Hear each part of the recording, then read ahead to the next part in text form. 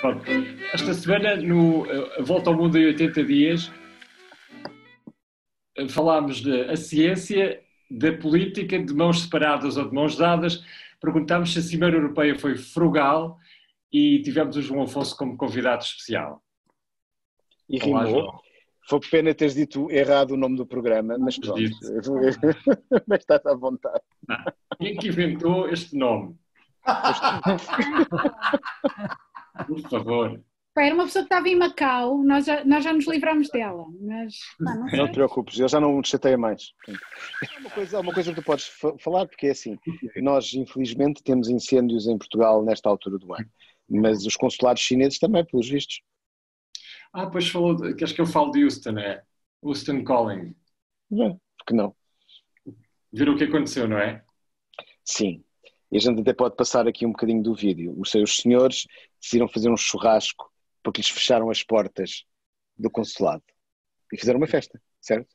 Sim, começaram a queimar papéis. Agora houve uma conferência de imprensa em Pequim. Todas as semanas há um episódio novo. Parece a Vila Faia. Se calhar já ninguém se lembra da Vila Faia. Sim, mas isso era todos os dias, o episódio, acho eu. Então, há assim uma picardia entre os Estados Unidos e a China. Então, o Donald Trump, há um pormenor agora. O Donald Trump decidiu dar uma ordem de encerramento do consulado de Houston em 72 horas.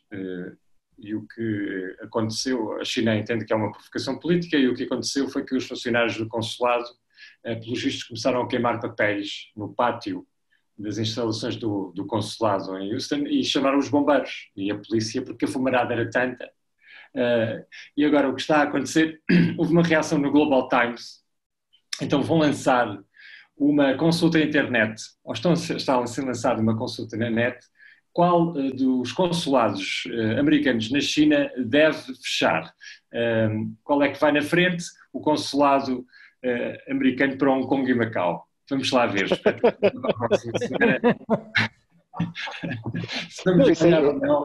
É uma espécie de... Como é que é aí em Portugal? As 7 maravilhas.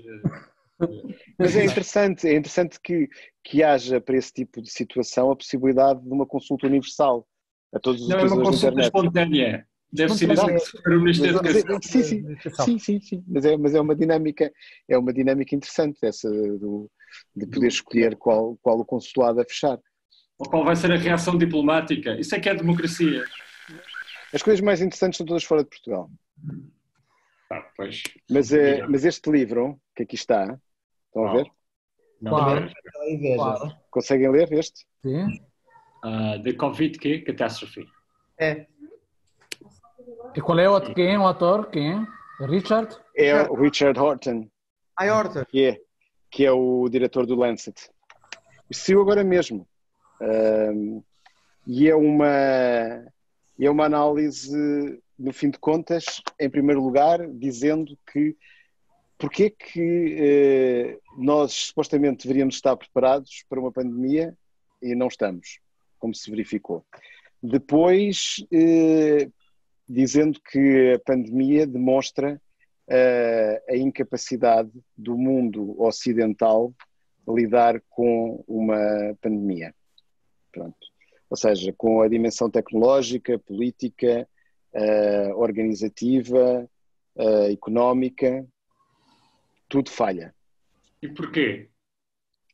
É a questão, pois agora a gente já pode ir depois à discussão dos porquês. Uhum. E para além disso, que em termos gerais, aquilo que se acaba por demonstrar, em particular no mundo ocidental, é que a pandemia foi transformada em números e nós habituámos-nos a separar completamente a vida e as pessoas que morrem dos impactos da pandemia. Ou seja, a pandemia deixaram de ser pessoas que vão morrendo da doença, mas números, e a narrativa acabou por se transformar com uma regularidade sobre os meus mortos no meu país são menos do que nos teus, o crescimento de mortos é a percentagem YZ, etc. O número de casos é este e, portanto, nós separamos completamente a vida do cotidiano da análise da pandemia. E isso E ele argumenta que isso é também uma das razões que fez com que as coisas entrem numa lógica de falência, porque os políticos centraram-se numa perspectiva em que deixaram de lidar com mortes de pessoas para ter aumentos de números.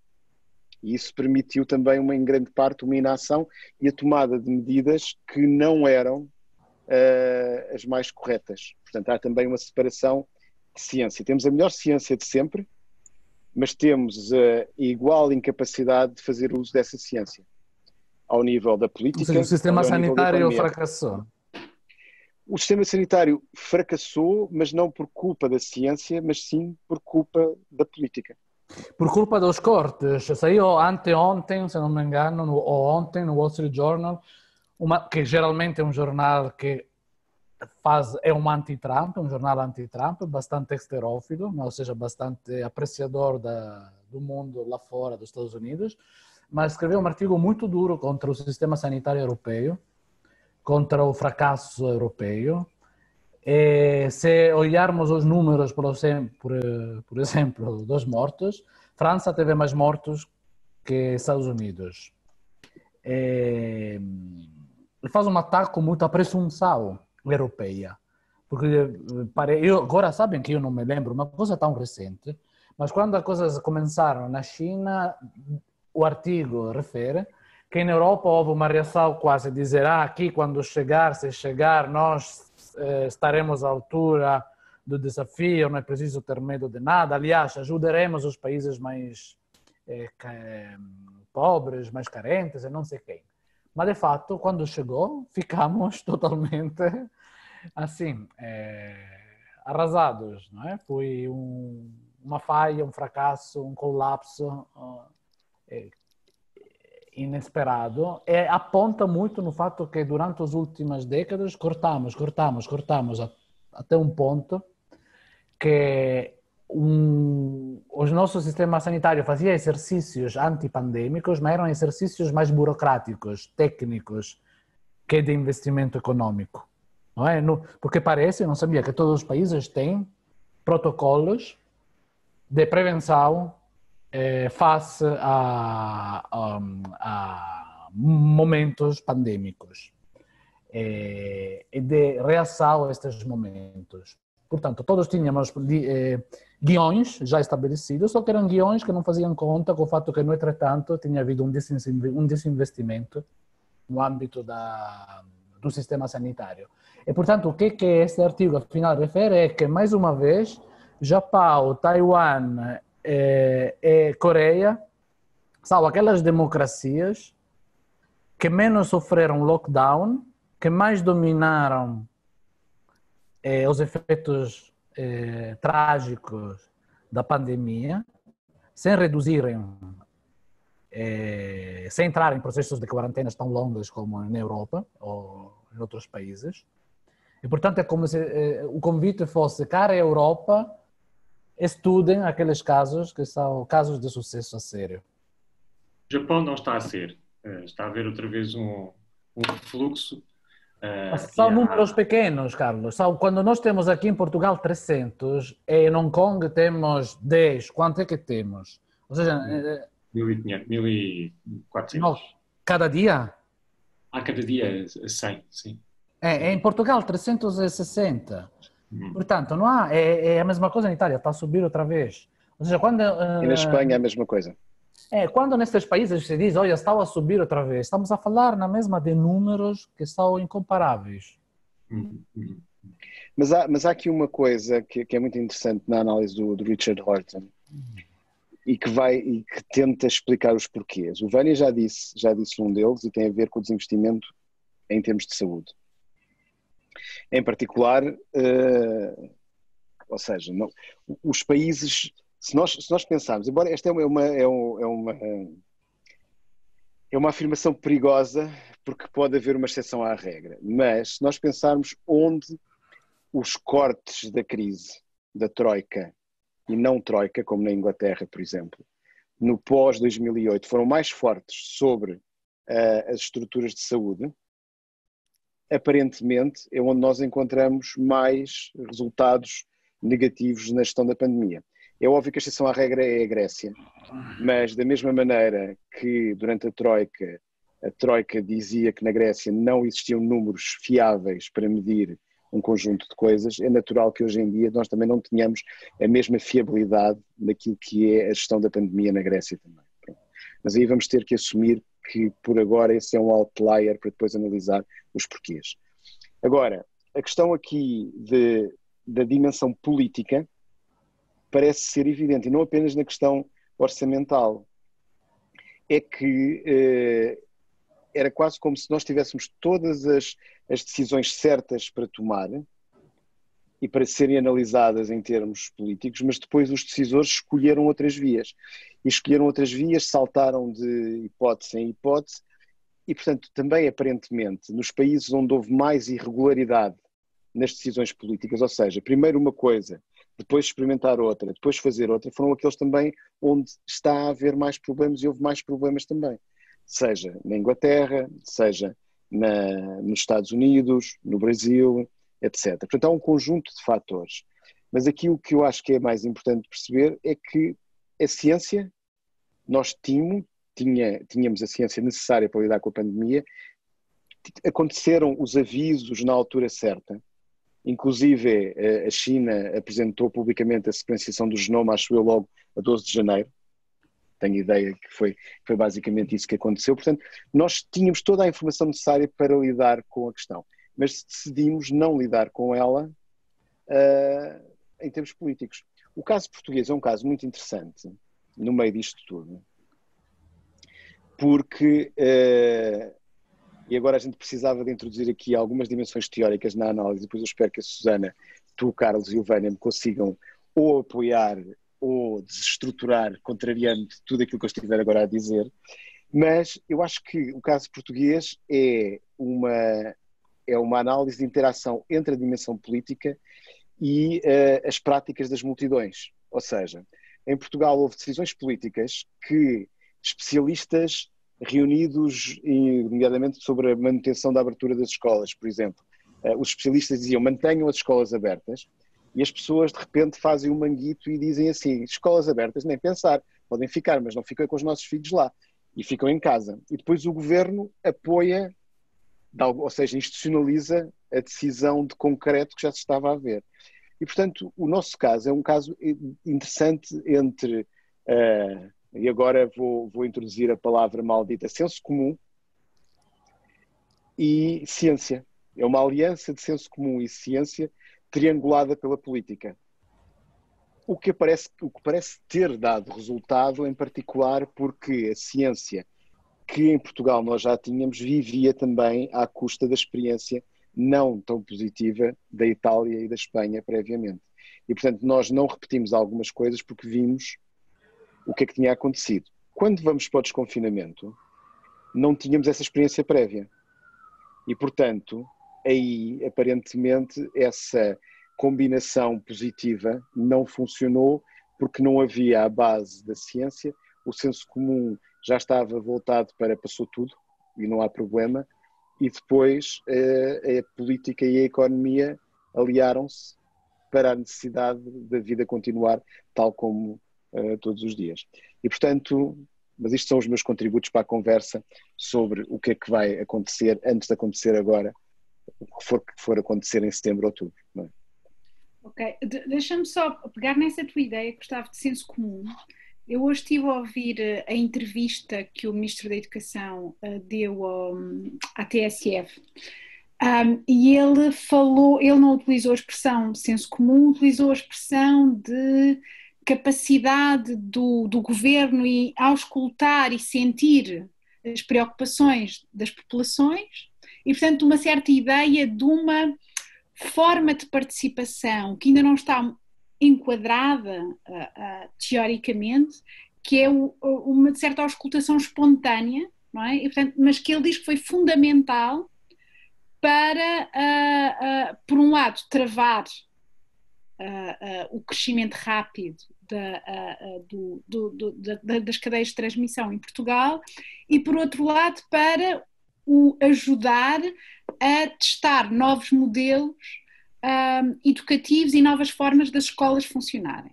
E, portanto, é interessante, não é? Porque do que eu depreendi das palavras do ministro, ele tenta fazer aqui uma combinação de algo, não dizendo abertamente que foi atrás da decisão de uma parte significativa das comunidades escolares, não é? E sobretudo dos pais, que impediram os filhos de ir à escola e disseram não.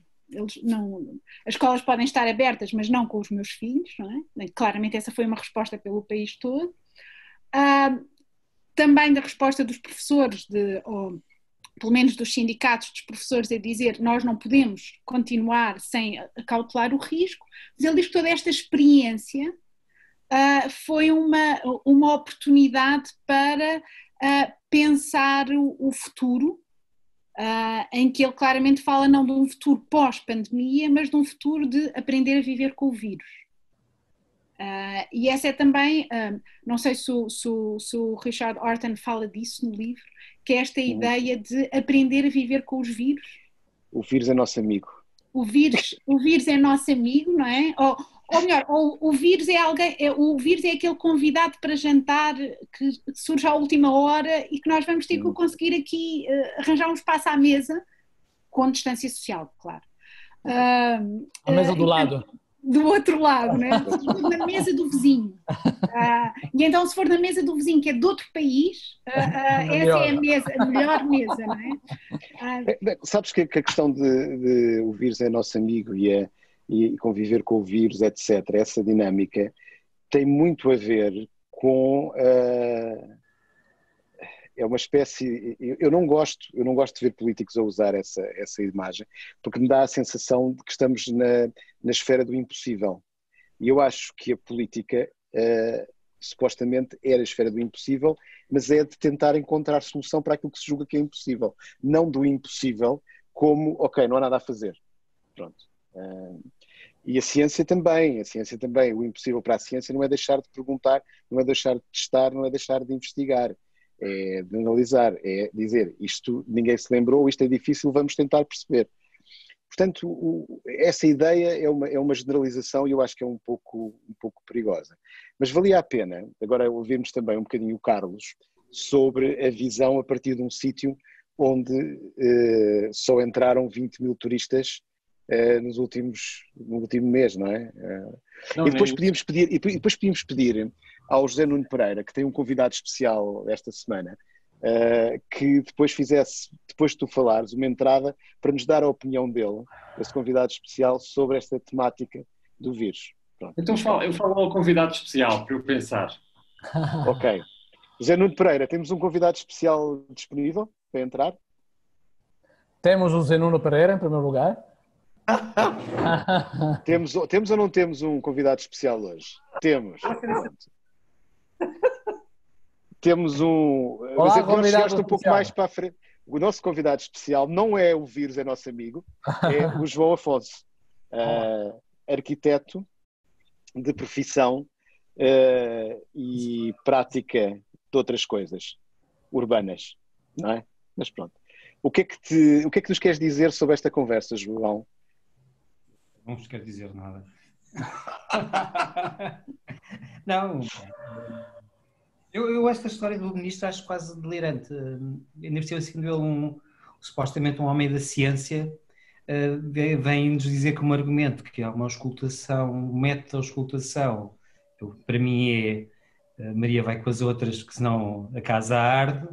Deve ser tudo uma coisa do Covid também. Acho que as pessoas a certa altura não sabem, liga-se a outra história, não é? De quem não estava preparado e que não havia formas de dirigir os processos, não havia qualquer estrutura de pensamento, e a estrutura de pensamento dilui-se no meio da confusão. Agora, ao fim de vários meses,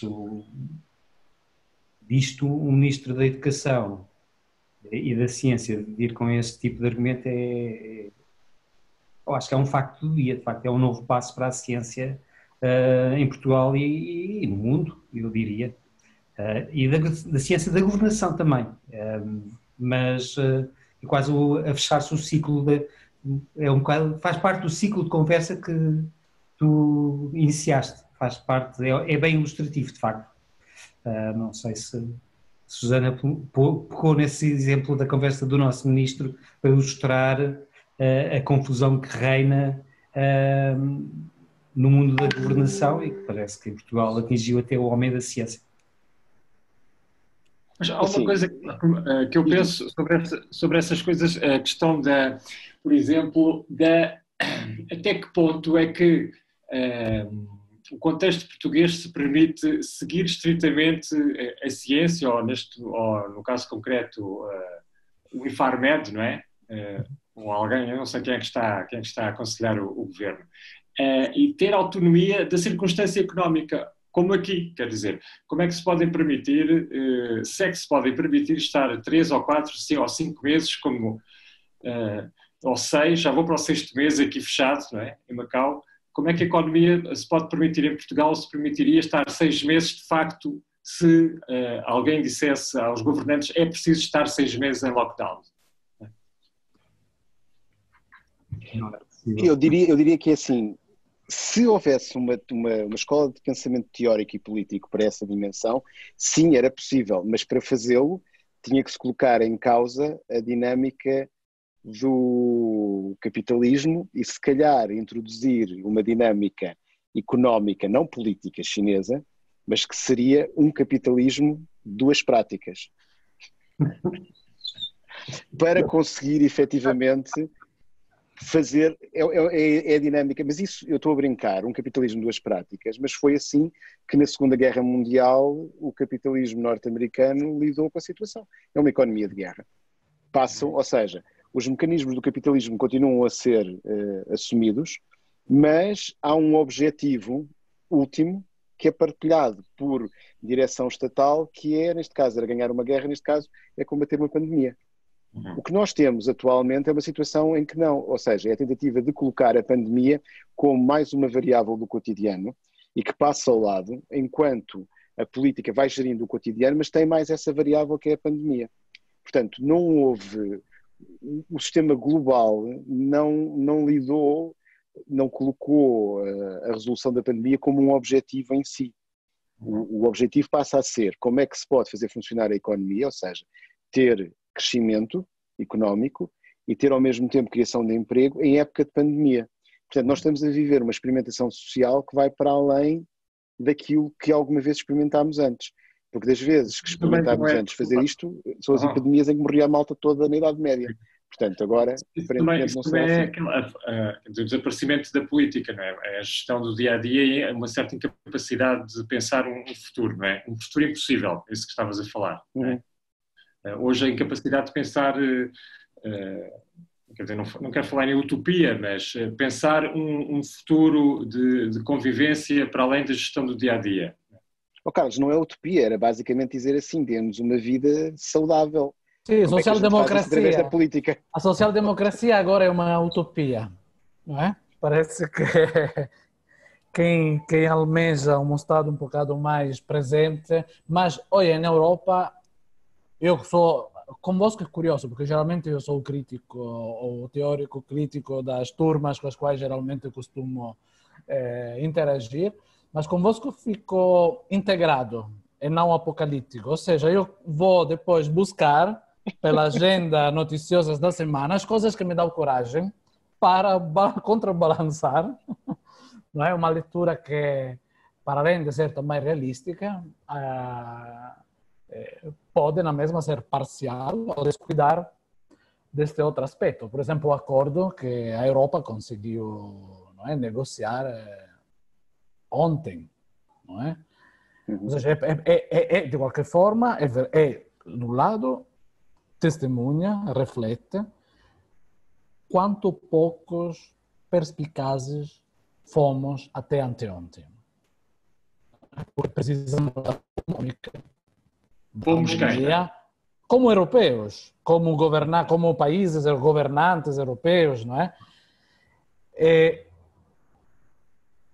Havia tabu, não é? Havia um tabu inultrapassáveis. Chegou a pandemia e começamos de repente a ficarmos um bocado mais com juízo, não é? Até chegarmos a acordos que eram impossíveis de serem pensados, eram mesmo ou utopias ou tabu. Portanto, esta viragem é uma viragem que eu acho, é muito promissora, porque há muito dinheiro que vai para a saúde pública, não é? Investe muito nas próximas gerações, fundamentalmente. Não é? Porque há uma leitura sociológica que costuma dizer que a geração dos millennials, a geração Z, é a mais triste de sempre. Porque só nasceu e sofreu crises.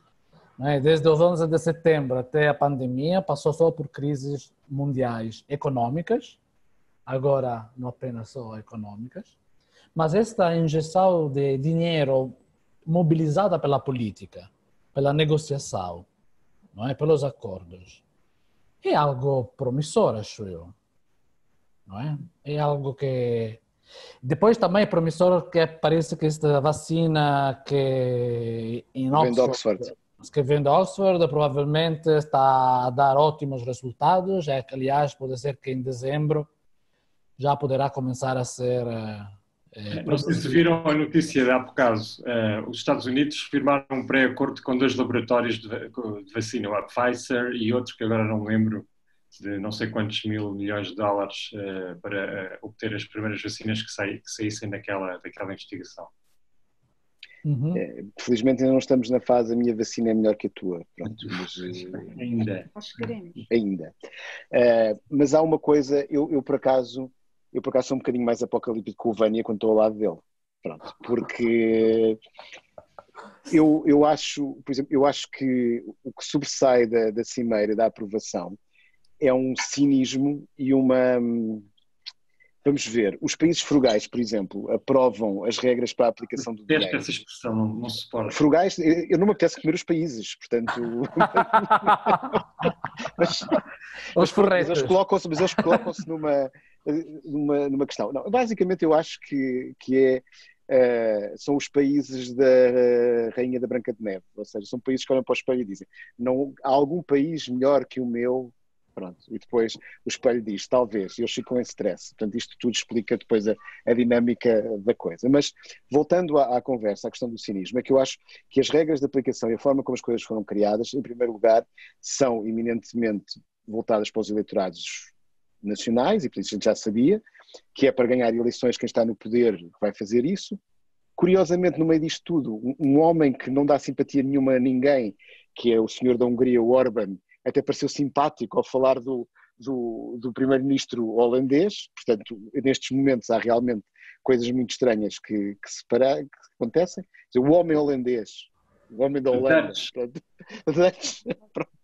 Não se pode tirar culpas, mas a culpa é do Dutch, pronto, ou seja, que também é demonstrativo do ponto de partida do Sr. Orbán da divisão nacional, portanto, não vale a pena dizer nomes, é o holandês, pronto, é o tipo que não é húngaro, pronto, ou que não é como os outros. Mas a questão que eu acho mais cínica no meio disto tudo é a percepção de que com o conjunto de regras é muito provável que os países que não são os centrais e, portanto, que têm administrações públicas mais bem estruturadas e que têm normalmente indústria com planos de desenvolvimento, etc., já preparados, o que pode acontecer efetivamente é que em países como Portugal, e não é apenas Portugal que tem taxas de execução bastante baixas, é que este dinheiro vai estar, mas não vai ser usado porque não vamos conseguir usá-lo. Pronto, isto, assim, primeiro é importante dizer há dinheiro, pronto, essa batalha já se ganhou, mas agora é uma questão eminentemente interna, porque nós, com nenhum governo, nenhum partido até hoje, conseguimos ter taxas de execução para aquilo que devíamos ter. Agora que diminuiu os prazos de execução e que o dinheiro ainda é mais do que no passado, como fala o presidente Marcelo Rebelo de Sousa, a minha pergunta é possível gastar? Se calhar, efetivamente, não é. E, portanto, mesmo em termos de... O que pode ser interessante para Portugal é se puder utilizar o dinheiro que vem. Ou seja, se nós tivermos que escolher, e fomos dados a escolher entre o dinheiro que vem sem empréstimo, e portanto sem taxas de juros a pagar, e o outro, então é melhor manter taxas de execução baixas e gastar aquilo que não vai custar mais dinheiro para gastar, se pudermos. Pronto, por isso é que eu estou a dizer, estou um bocadinho mais apocalíptico e cínico, porque eu não sei se efetivamente a decisão não foi, tanto faz, porque na realidade eles não vão ser capazes de usar aquilo. Pronto. Uhum. E portanto, em vez de criar as condições criaram-se condições, damos o dinheiro, mas criamos condições mas não achas para a execução. que temos que ser capazes porque o colapso Eu é acho mesmo que sim, objetivo, temos de ser capazes, claro. que é para mesmo isso, um aperto forte, mesmo social. Quando nós claro, vamos... mas Vânia, mas para isso o problema, voltamos à conversa anterior, que é, para isso acontecer, é preciso que o Estado, os políticos e as forças da sociedade tenham todas presente a gravidade do problema e que não estejam à espera do business as usual, ou seja, tudo como de antes, em Abrantes. Não sei quem é que estava a falar de Abrantes há bocado, acho que era o Mas eu, Vânia. Temos incêndios em Abrantes. Sim. Pois, eu acho que este acordo, aliás, transmite uma visão bastante negra para o futuro, ou seja, porque eu acho que ele é de facto muito pensado nas condições presentes, eleitorais, e no futuro imediato, que é a não execuibilidade efetiva, ou seja, é um dinheiro que não vai ser gasto porque há uma série de tipos que não vão conseguir fazê-lo, e dá esta visão de uma não perspectiva, ou seja, parece-me sempre um acordo de curto prazo, acho que nada muda. O que eu considero interessante é que de facto não me parece que haja, embora já haja muitos livros a pensarem sobre a pandemia e a mudança da sociedade, essa mudança não se vê a este nível. Parece-me tudo, eu não sei se para os millennials assistir a este banquete que foi nada frugal em termos de cinismo e em termos de taticismos, se lhes traz uma visão de futuro, qualquer visão de futuro, ou seja, perante os colapsos, os desastres sucessivos, agora viemos dizer, olha, isso ninguém está a pensar o que é que vai acontecer daqui a 10 anos, e nós estamos a falar de a 10, a 20, 30, não sei quantos anos é que nós estamos a falar de futuro. Acho que é um triste retrato tudo isto, é tudo uma verdadeira miséria. Eu não sei, eu acho que devíamos fazer um concurso tipo aquele programa de televisão, o Governo Sombra, para ver se eles encontravam um ministro, ou o ministro da execução, não sei, assim, tipo uma coisa... O ministro da execução é um bocadinho radical, porque isso faz-me lembrar de lamentos. Susana. Sim, mas aí há uma questão, não é, que é o elefante em cima da mesa, não é? Que é porque é que Portugal não tem tanta dificuldade em executar os fundos europeus, desde sempre, desde que existem fundos europeus, não é? E as taxas são sempre relativamente mais baixas face aos países homólogos e, sobretudo, aos países do centro e do norte da Europa, não é? Com o qual nós queremos sempre comparar, mas acabamos sempre a comparar pelas diferenças e nunca nos comparamos por tentar adaptar ou pensar. Uma das questões passa sobretudo pela questão das regras, não é? As regras do financiamento, as regras que depois as agências nacionais utilizam para pôr esse financiamento em prática. Eu não sei se provavelmente vocês terão essa experiência também de executar projetos que têm fundos europeus e a quantidade de regras que dificultam ao máximo essa execução e ao qual a burocracia portuguesa, que é também bastante singular, adota ainda novos cadernos de encargos para tornar ainda mais difícil essa execução, o que faz com que muitos dos possíveis candidatos acabam por nem sequer concorrer a esses fundos. Não é? Portanto, tem que haver aqui um repensar das regras e das estratégias, mas também de que instituições é que nós queremos colocar, por um lado, a gerir os fundos. Eu penso que neste governo, corrijam, mas eu acho que há um ministro, não é? Há um ministro que não é, que tem estado, aliás, completamente desaparecido durante a pandemia, que é o responsável pela execução dos fundos europeus, que é um tal de, ajudem-me, Moura. Nelson Sousa, não é? Moura. Sousa. Epá, decidam-se. Sim, mas é Nelson Sousa, não é?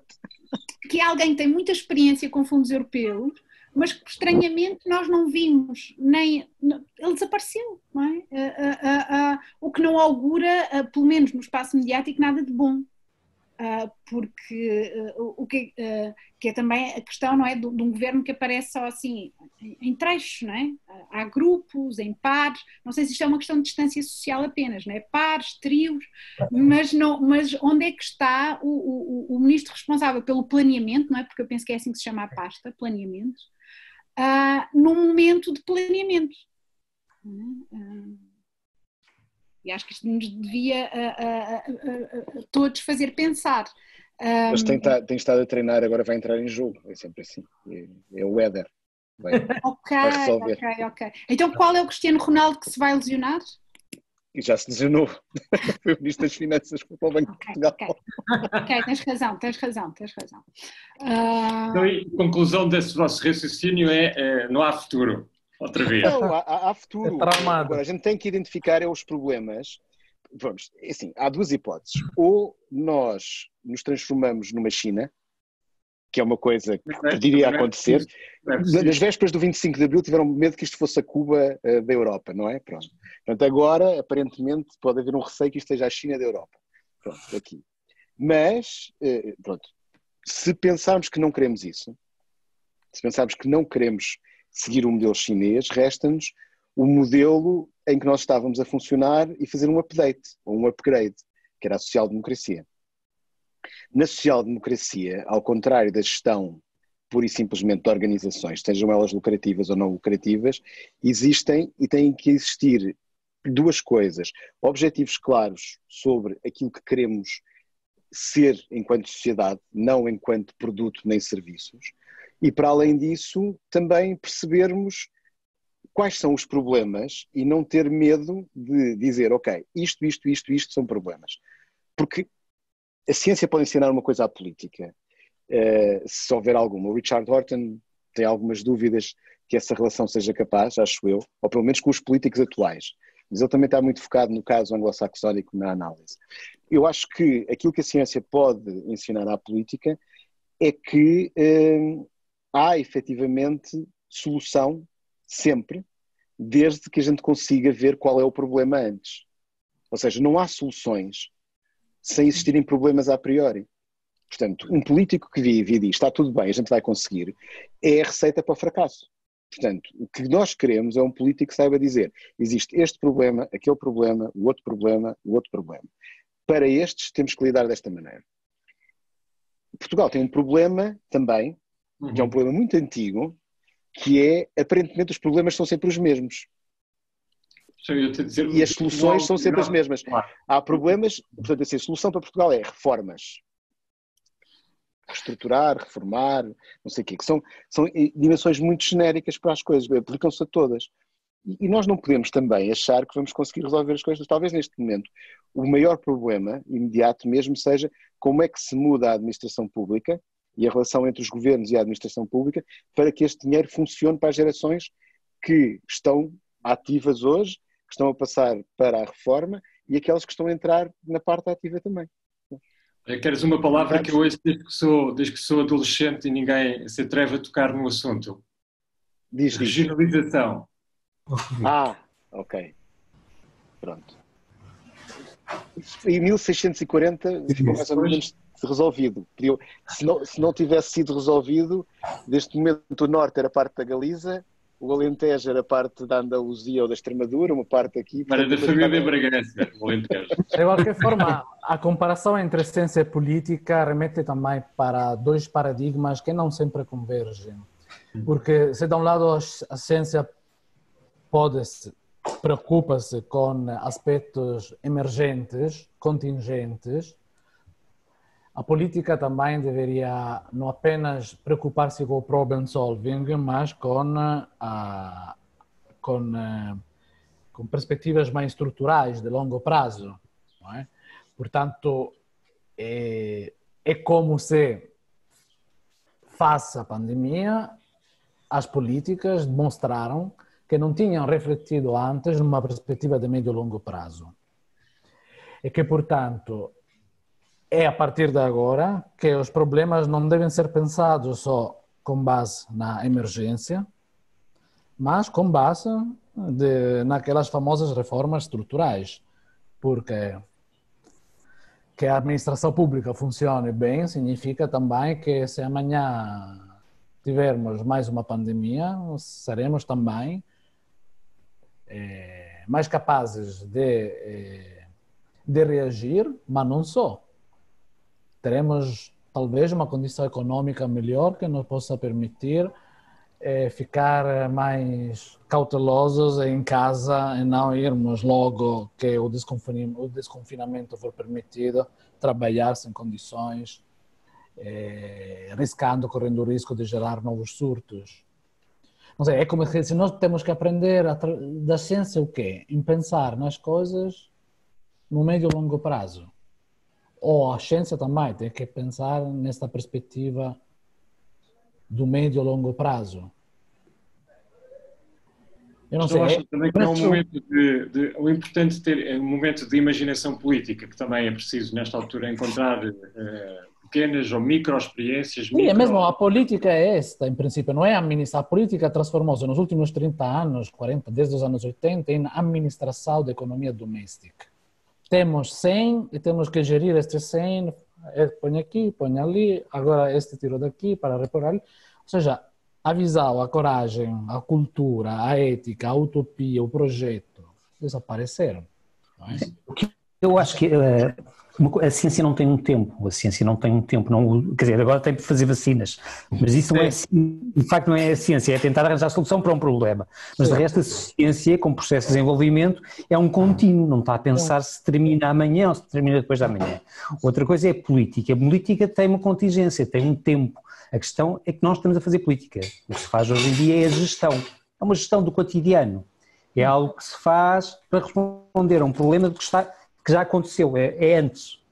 Aliás, o problema é que a política, em vez de estar a pensar no futuro, está a pensar no que já passou. Ou seja, deve recuperar uma relação com o tempo histórico, deve recuperar uma... Pensar num tempo que a precede, não é? Pensar num tempo que a antecede, que já foi, que já aconteceu. Também não deve ficar refém da agenda setting, ou seja, não deve ficar refém não é? Das notícias do dia a dia, deve ter um timing mais... deve permitir-se o luxo, aliás, é a força de não ter respostas para amanhã, mas para depois da manhã. A única coisa que permitiria dar respostas à agenda do dia a dia, para se manter de alguma forma a corresponder àquilo para que ela serve, era ter uma agenda de futuro que soubesse para onde é que ela está a andar. Só que não, ela só está a responder. Agora, quando nós temos a agenda totalmente dominada para um único assunto, torna-se um absurdo porque ninguém consegue compreender que o mundo em si tenha parado.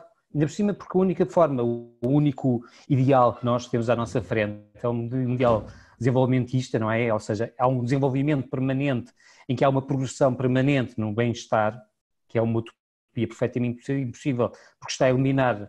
não sei, 80% da população mundial, 95% da população mundial. Temos um ideal que todo o mundo já viu, todos nós temos consciência plena que não existe, e, portanto, é um ideal perverso e pervertido e que já não faz sentido. Já não é esse o modelo, já não pode ser esse o modelo, já não pode ser isso que a União Europeia está a discutir, desafios fechados em sessões que eu não sei o que é que eles faziam durante 6 horas, ou o que é que eles... João, sabes, aquilo parece um Enda. Que é uma coisa que ninguém deve se lembrar do que é. Não fala de direções associativas. Não sei, eles dizem que pediam de cerveja, estavam ali. Pronto. Fechadinhos, sem piada. Mas para aqueles que passaram do mundo académico, quer dizer, deve fazer sentido. A dada altura, aquilo que se passa dentro da sala é que já nada faz sentido. E espera-se que haja alguém que mantenha o nexo do que é que se estava a discutir e tal. Portanto, porque já estão grupos, conversas, e portanto depois há alguém que tem que bater na mesa e dizer, pessoal, a gente tem que decidir isto. Portanto, é óbvio que estas reuniões não são, ou seja, não são a forma mais simpática de conseguir ter resultados. Mas há uma coisa, Susana, esta semana o país voltou a lidar com algo que nós já tínhamos lidado antes. Portanto, nós estamos à frente, graças ao Carlos, porque o futuro já é na China antes de ser em Portugal, e portanto tínhamos falado do plano Costa e Silva. Portanto, tínhamos falado na semana passada sobre o verde e o azul, etc. E acho que ontem foi apresentado. E há alguma coisa mais para dizermos sobre o futuro à luz do plano? Ou o melhor mesmo é ouvir o Carlos sobre os planos chineses para o futuro de Portugal? Quinquenais. Eu acho que o Carlos devia falar sobre os planos de futuro para Portugal e para o mundo. Mas antes disso, e eu penso que isto não está diretamente no plano de Costa e Silva, mas que são duas notícias de hoje. sobre o mesmo assunto, tratado de formas completamente dispares, que é a questão da livre circulação de pessoas. Da? Livre circulação de pessoas. O que é isto das pessoas poderem circular, não é? Isso era uma coisa que acontecia antes. E então, uma notícia que diz, penso eu, do público, que diz qualquer coisa como uma parte significativa das pessoas que estão a entrar no aeroporto da Portela recusam-se a fazer testes e dão em troca uma morada. Portanto, não fazem testes à Covid, dão uma morada e a resposta dos serviços, do CEF, é que não podemos obrigar as pessoas a fazer testes. No mesmo dia, na costa portuguesa, algures ali nas ilhas da Ria Formosa, aparece uma pequena embarcação com 21 pessoas, espera-se que sejam de origem marroquina, acho que isso não foi detectado, e essas 21 pessoas estão ali ao pé do João, porque o João é que está estão lá ao pé do João e foram todas imediatamente levadas para um centro onde foram obrigadas a fazer o teste da Covid-19 Mas eu tenho uma para solução muito depois rápida poderem ser repatriadas para Marrocos. Mas se tu vais à Madeira, tens obrigação de fazer o teste logo. Não, mas Vânia, mas a questão aqui é o mesmo Estado. Sim, o mesmo está Madeira também, Portugal. Sim, Claro, mas já o mesmo lá estão. Estado, Mesmo quando Vocês não Estado. leram a notícia toda. Vocês não leram a notícia toda. Não, porque a questão é que eles são cidadãos nacionais, é isso? Exatamente. Portanto, o cidadão nacional não pode ser negado à entrada. Se o cidadão diz, eu não quero e vou entrar, E dá eles uma dizem, nós morada. não podemos fazer nada. Sim, mas Enquanto os outros não têm morada em Lisboa. Quem chegou ao Algarve não são não tinha ilegais. morada. São ilegais. Nem em Faro. Nem em Faro. Moradas. Não tinham moradas. Se tivessem moradas e fossem cidadãos nacionais, que viessem de barco, podiam entrar. Sim, mas não era um barco de uma companhia de transporte regular, não é? Também não tinham bilhete. Não sabes. Não tinham bilhete, era uma pequena embarcação, eles não tinham bilhete, pelo menos... Aparentemente, a regularidade começa a manifestar-se. Portanto, deve ser um não serviço pagaram regular. IVA, não é? O bilhete não tinha IVA, portanto não houve nenhum retorno, não é, para nenhum Estado. Mas a questão passa por esses cidadãos nacionais que não fazem testes da Covid vêm de países que estão em confinamento, nomeadamente o Brasil. Este grupo de marroquinos, eu confesso que não sei exatamente quais são as taxas de propagação da Covid-19 em Marrocos, mas parece-me que são bastante mais baixas do que no Brasil, ou pelo menos não são notícia. A questão passa aqui por como é que a questão é a mesma, a questão é a circulação e a livre circulação de pessoas, e como é que entendemos as pessoas de acordo com o seu estatuto, que lhes é dado por um passaporte, que lhes é dado por uma nacionalidade, e isto para vos chamar a atenção que no plano Costa e Silva ele não nega a evidência que temos um problema grave demográfico em Portugal, e também não nega a evidência que esse problema demográfico não pode ser resolvido apenas com planos de natalidade para nacionais, ou seja, que é necessário que as fronteiras se abram a pessoas vindas de outras paragens que tenham interesse em trabalhar em Portugal e em desenvolver atividade em Portugal. Mas depois diz uma coisa muito interessante, que é Portugal deve atrair, sobretudo, aqueles que têm um espírito empreendedor e que têm uma capacidade, não é? Portanto, leia-se, ele dá como exemplo o programa Erasmus, não é? E, portanto, os estudantes que circulam, e a questão é, se calhar temos que também repensar na política o que é que quer dizer empreendedor, porque alguém que apanha um barco, um bote, que acho que nem sequer era a motor. É uma grande empresa. É uma grande empresa. Se isto não é uma grande empresa, o que é ser empreendedor? Eu tenho dois comentários a fazer. Utilizando as palavras do Sr. Orbán, lá na Holanda, há uns anos atrás, pelo menos na Holanda, numa escola qualquer de economia, eu lembro-me que houve alguém que estava a desenvolver um projeto que pretendia descobrir, entre aspas, o gene do empreendedor. Ou seja, ia testar, assim como a gente faz os testes do Covid cá, agora, à saliva, para verificar se havia algum padrão genético comum às pessoas que faziam empreendedorismo. Isto fez-me lembrar um bocado aquelas lógicas eugénicas dos anos 30, 40, Portanto, claramente também há ciência que às vezes é melhor que não existem, porque coloca em causa algumas questões básicas do convívio em sociedade, não é? Pronto, mas o que isto quer dizer é que, em busca de encontrar quem seja empreendedor, eu diria que, em primeiro lugar, a necessidade aguça o empreendedorismo. E, portanto, aquilo, várias vezes a gente já teve esta conversa, aliás, porque estamos sempre à beira do abismo em Portugal, mas eu lembro de ter tido esta conversa nos últimos 20 anos várias vezes, a ideia é dizer, pode ser que agora, que estamos à beira do abismo, efetivamente as pessoas percebam que temos que mudar e fazer alguma coisa diferente. E ficamos muito felizes a pensar, pronto, é agora. O que a história tem demonstrado é que nós temos vivido mais na regularidade e sempre que possível voltamos à regularidade da mesma dinâmica, porque ficamos mais tranquilos com aqueles que nos dizem não há abismo, não se preocupem que a gente resolve. Pronto, portanto, eu acho que se calhar nós estamos mesmo a precisar de uma altura qualquer em que as pessoas assumam um abismo. Porque só assim é que são capazes de efetivamente empreender novas dinâmicas. E isso na política, na economia, na cultura, etc, etc, etc. E portanto, eu acho que, assim, precisamos de políticos que nos digam que as coisas estão mal e que se não fizermos nada, nem eles nos conseguem salvar. Isso sim é que seria uma verdadeira dinâmica de novidade no contexto do país. Se não, vamos tentar fazer... Mas eu continuo a dizer-te, Susana, que eu adorava ouvir o Carlos sobre o que é que a China faria com Portugal. Pronto, mas ele não... Qual é a pergunta? Então, desculpa. Qual é o plano chinês para Portugal?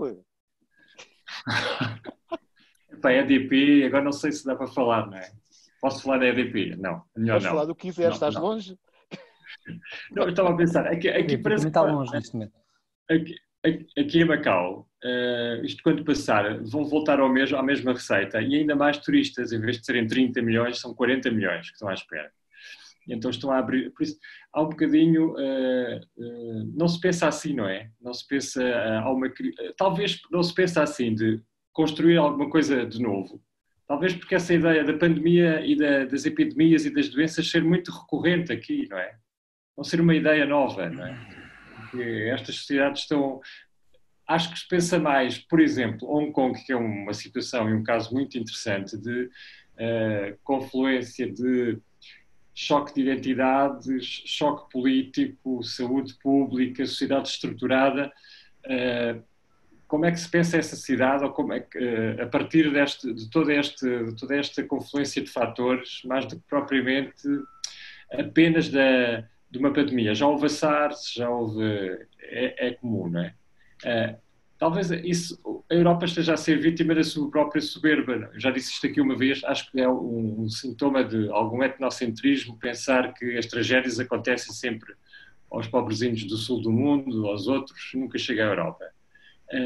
E quando o mundo inteiro estava a ver o que estava a passar, a Europa vivia um bocadinho autossuficiente neste tipo de sentimento, não é? Mas para responder à tua pergunta, o que é que a China vai fazer a Portugal? Vai enfiá-lo no bolso da algibeira. A Portugal e à Itália, enfim. É esse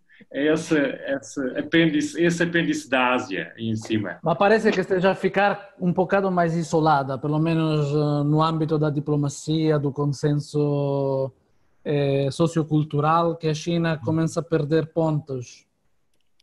Não é? Cada vez mais perspectivada, de facto, mais pela negativa que pela grande capacidade de gerar resposta. Uma coisa interessante que aconteceu já a semana passada foi, porque a pergunta é, apesar de tudo o que a China possa fazer, os empresários do mundo e os países do mundo estão dispostos a deixar de fazer negócios com a China. E a semana passada o Sr. Boris Johnson decidiu a Huawei, aqui não é? Exatamente. E isto pode ser um vislumbre do que... É verdade, é uma coisa interessante, porque se de repente, depois, claro, é estratégico, tem a ver com a contingência política do hoje, mas se de repente se pôr na mesa esta questão, olha, então querem fazer negócios com um país que tem aqueles problemas de cariz, não é? Democrático, civil, não sei o quê. se começar a falar mais vezes, porque até agora todos sabíamos, mas claro, era melhor não falar, mas se começa-se a... É porque talvez há também mais algum anticorpo ou mais algum músculo, não é, que permite dizer algo banal e óbvio que antes não era dito. Agora, não sei se foi em Portugal ou em Itália, não sei, que chegaram as máscaras produzidas para as minorias subjugadas para os gulag da China. Qual é a comunidade chinesa? Os uigures. Exatamente. Pronto, vai cair a ligação.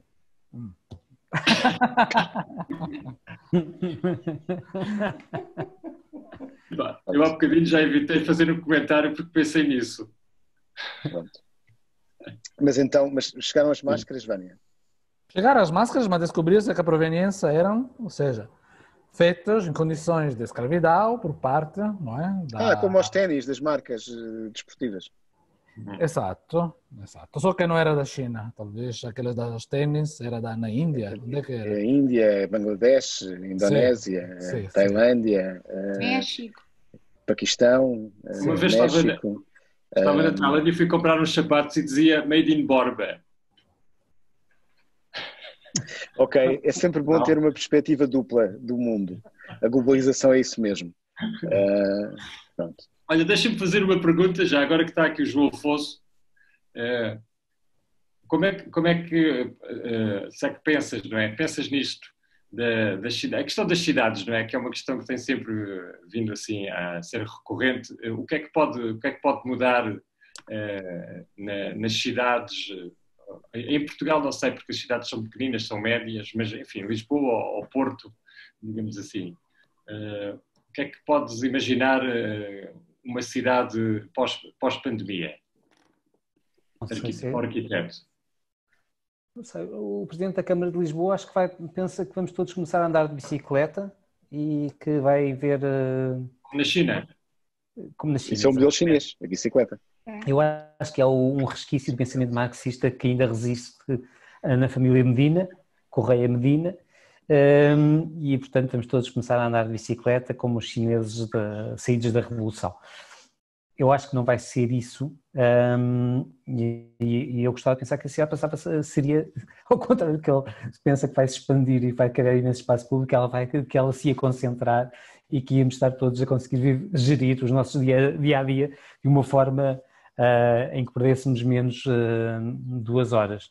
Mas ao mesmo tempo o que eu assisti nos últimos tempos foi a reversão daquilo que foi o teletrabalho, que foi a gestão de horários. Rapidamente voltamos aos modelos de trabalho. Isto eu acho que tem tudo a ver com um problema qualquer de pensamento sobre a administração e a burocracia e os modelos de trabalho. Eu acho que a questão é pensar todo o modelo social, ou seja, o que é o modelo de trabalho, o que é o tempo de trabalho, ou seja, para que é que trabalhamos 8 horas, podemos trabalhar só 4, se dividirmos, se fazemos o mesmo em 4 horas, de facto podemos produzir mais se outra pessoa fizer o equivalente aqui a 4 horas, não é pôr a mesma pessoa a tentar fazer o que ia fazerem. E as cidades deviam ser um pouco esse trajeto. Se nós só trabalhássemos 6 horas ou 4 horas, teríamos mais 2 horas ou mais 4 horas para ocupar de outra forma. Poderíamos talvez utilizar mais jardins, podíamos ver mais cinema, podíamos ir mais ao teatro, haveria mais pessoas a ter que fazer também essas atividades, ou seja, isso é que é o pensar, essa era a cidade que se devia pensar, não é tanto o modelo nem o desenho da cidade, se as ruas, se os passeios são mais largos, ou se... Tudo também é importante, mas a forma em si, quer dizer, então poderíamos dizer que gosto das cidades concentradas, mas Hong Kong ou Macau não é um modelo de cidade concentrada, quer dizer, já é um modelo paranoico de cidade concentrada, não é? Em que depois tudo funciona da mesma forma que a pequena cidade como Lisboa, que não faz sentido. E isso acho que também tem a ver com a ideia de que é que vamos pensar, como é que as cidades vão se organizar no futuro, como é que se distribui o trabalho. Eu passei os últimos dias a fazer um trabalho sobre o aterro da Boa Vista, que é uma coisa curiosa. Isto a propósito da EDP também. E como há uma parte da cidade no centro de Lisboa, não é? Há um terreno imenso que não se resolve durante 5 séculos, basicamente não há um modelo económico que o ponha, que o faz dar a volta, e só quando a EDP mete as mãos naquilo e de facto tem um controle económico sobre o território e percebe que a parceria que faz mudar é a Câmara de Lisboa, porque é também um proprietário, é que a coisa de facto avança, que é de facto uma reestruturação do território em que os que podem vão atrás, os que não podem, eles também não estão preocupados com isso, ficam lá, ficam à espera que alguém consiga resolver o assunto. Agora, a minha questão é que tem que haver talvez o tal modelo capitalista do Gustavo dizia, não é a questão da execução, não é? Não consigo, não estou aqui a defender propriamente o modelo do ministro do Salazar, mas tem que se pensar o que é que nós fazemos a longo prazo. E eu há bocado estavam a falar, não sei se era o Vânia, a questão, Susana, o que é que vamos fazer? Como é que vamos fazer? E as cidades têm que ser pensadas a longo prazo. Não são processos automáticos. E as cidades são, para mim, são o espaço da liberdade e continuo a achar isso aquela tal placa da cidade alemã, onde todos os homens são livres. E é isso que nós tínhamos que pensar. Não é a cidade de certeza das vias cicláveis e das praças. É a questão de como é que nós organizamos o modelo económico. E isso tem outro problema, que é as cidades de facto não têm capacidade de intervir a essa escala. Os governos municipais não têm instrumentos para propor outros modelos de funcionamento. Pelo menos na Europa não o têm, e isso talvez fosse interessante, ou seja, como é que uma cidade pode criar condições para que haja outros modelos económicos de funcionamento, que é sempre isto que estamos a discutir. Pronto, não sei se ficamos mais felizes. Não. Estamos mais apocalípticos, mais integrados, mas pronto. Não, mais reflexivos. Quis dizer o quê, Vânia? Mais reflexivos, ficamos mais reflexivos, nem apocalípticos nem integrados. Borders. Olha, eu tenho o telefonema para fazer. Temos de acabar. Vou-me só um momento, já volto. São 2h30 aqui da manhã. Então tens tempo. Ou queres fazer já bem-vindos a? Fazemos já bem-vindos, estamos todos cheios de energia hoje. Mas é que não há mais nada para dizer do que se passa aí nesse sítio longínquo, o centro do universo, o império do meio, não há nada. Alguém desliguei completamente. O que há aqui? Talvez os Jogos Olímpicos não vão para a frente nestas circunstâncias, os Jogos Olímpicos de Tóquio, não é? Porque houve novos surtos em Tóquio e a governadora, que é provavelmente uma das sucessoras do Shinzo Abe, foi eleita landslide há 2 semanas e decidiu confinar não sei quantos milhões. Por isso é que isso que estavam a falar do Japão ser um modelo, não sei se nem se pode falar já em modelo, não é? Porque as coisas parecem estar tão instáveis que as coisas não passaram de maneira nenhuma, está a haver outro surto, não é? Mas basicamente fala-se disto e pronto. E de resto desliguei, tive 3 dias sem saber de nada. Tenho que... Pronto, ok. Assim que é que bem, então... É que agora tens de continuar a falar, porque o Vânia foi-se embora, portanto tens de contar coisas. Contem-me novas do meu país. Nós aqui, mais importante do que a recuperação económica e do que o desemprego e do que a pandemia, foi o regresso do Jorge Jesus, que foi seguido e teve um meme fantástico, que é Jorge Jesus neste momento está a fazer cocó, e, portanto que apareceu também a circular. Acho que é do Insónias em Carvão. E vai haver campeonato para o ano. É que uma das razões que eu ouvi, uma das razões benévolas que eu vi para a transferência do Jorge Jesus é que, como não há campeonatos no Brasil, ele ficava sem fazer nada. Isso. Pronto. Desde que o Jorge Jesus não venha infectar os jogadores, os treinadores e toda a dimensão do futebol portuguesa, deverá haver campeonato. Mas acho que eles, precisamente por causa disso, é que o puseram, confinaram-no. Ele agora vai ficar em teletrabalho. Portanto, pegando nas palavras do João, no momento em que o país abandona o teletrabalho, fomos buscar o Jorge Jesus e colocamos-o em teletrabalho. Portanto, isto tem tudo um nexo. Não jogam os infectados contra os assintomáticos. Isso era interessante. Solteiros e casados. Acho que a Direção-Geral de Saúde não deixa. Não, mas ouve lá. Por causa dos assintomáticos. Uma voz. A Direção-Geral de Saúde fez mais um daqueles magníficos despachos que deve ser 20 e tal páginas a explicar que afinal podemos todos mexer em dinheiro. Não há mal nenhum em mexer nas notas e nas moedas e que basta depois lavar as mãos. Por acaso estou curioso qual é a dimensão desse conjunto de instruções, porque elas geralmente são todas bastante extensas e esta também deve ser assim igual. Eu acho que isso foi um dos grandes acontecimentos. Que notas é que estamos a falar? Euros? Devem ser pequenas. Euros, não são... yuan, yen, dólar. Não, nós estamos ainda com o euro. Euro ainda. E acho que é só de 20 euros para baixo. Quer dizer, é para o geral dos portugueses, portanto não há de ser com certeza. Não explicava como é que se pode usar as notas de 50, 100 e 200 euros. Só não explicava como é que se transforma notas de 5 a 50 euros. Portanto, não. Como pôr um zero a mais na sua nota. É verdade. Foi falar com Jesus. Sim. Eles têm muitas notas, não sei. E aí, ou pelo menos muitos zeros. E essas transferências é fabuloso, não é? De facto, Portugal é um país. Essas transferências fabulosas nas televisões. Isso é o chamado círculo vicioso. O programa vai substituir a Cristina Ferreira, é o Jorge Jesus também. Vai para a SIC fazer o programa da Cristina Ferreira. Chama-se Jorge. Jesus, que é para vir com a audiência da TV Record. Aquilo que eu acho que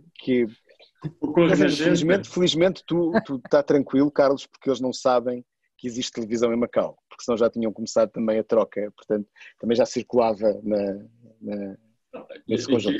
Como sabes, nem há religião, somos todos ateus. Exato. Mas aquilo que é interessante nesta questão das televisões portuguesas, aquilo que eu acho que é, nós vivemos, assim, eu tenho a sensação que vivemos fechados num sítio.